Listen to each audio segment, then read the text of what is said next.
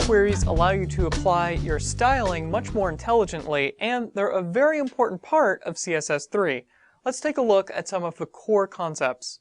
So, let's say that you have a page layout that by default is fairly wide and has several columns, just like this layout. On a big high-resolution monitor, your site looks great. However, as much as you would like for people to view your site that way, you have very little control over the hardware and software features of the client. So for example, if a user is on a small netbook screen or is viewing on a mobile device, what do you do? And on a site like this, what would happen to the other columns? Well, traditionally, you've had just a couple of options. You could make a 960 pixel layout and just hope for the best. You could make a fluid width layout, which is ironically very rigid and inflexible to build and maintain. Or you could make a whole separate layout for users that are on other devices. None of these solutions are great, but without media queries, it's pretty much all you can do. There are numerous other solutions, obviously, but that about covers most of them. Now, before we get into media queries, it would be really helpful to get some of their historical background, because most of these concepts will come up again. Media queries in CSS3 are an evolution of the media attribute, which has been present in browsers since HTML4. The one media type that you're probably most familiar with is called screen, but here are some of the others. Now, we won't go through all of these in great detail, but basically these allow you to write your CSS to target different hardware devices. All is pretty obvious, it's for all devices. Braille and embossed along with TTY are meant for Braille and teletype devices. Handheld is a catch-all for mobile devices. Print is one of the other ones that you're probably familiar with and that's used a little bit more frequently, and it's just used for styling the printed version of your site. Projection is, just as the name implies, for projected presentations.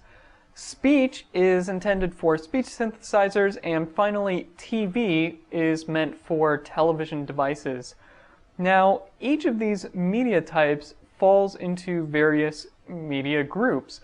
This isn't as important, but it's good to be aware of because a few of these things will come up again when we start looking at some of the media features for media queries. In the first column, we have continuous and paged media. Computer screens are an example of continuous media because you can scroll through without the page breaking. But when you print a site, it's actually paged media because obviously it's broken apart into several pages. The next column here details whether or not a media type has visual, audio, or tactile output, which you can see right here. The third column here says whether a media type is gridded, bitmapped, or both. Gridded media types are for devices that display media in a character grid, like a Braille display, and if you're watching this video, you are using a bitmap device. And finally, media types can be either static, interactive, or both. Something like print media is static and screen can be either one. Now, in CSS3, media queries take all of these concepts a few steps further. You can query the device you're displaying your website on and find out various attributes such as the screen width, device orientation, screen resolution, the aspect ratio, and many other attributes. Based on these attributes, you can construct a Boolean expression that determines whether or not styling gets applied. So in this example, we're saying that if the viewing area is at least 1,000 pixels wide, then the fonts inside of my div should be scaled up to 1.4 ems. If the maximum width of the viewing area is only 500 pixels, then the font sizes should be smaller because there's less screen real estate. Now, this is just one example of how media queries can be used, and as you'll see in upcoming videos, there's really a whole lot more to learn.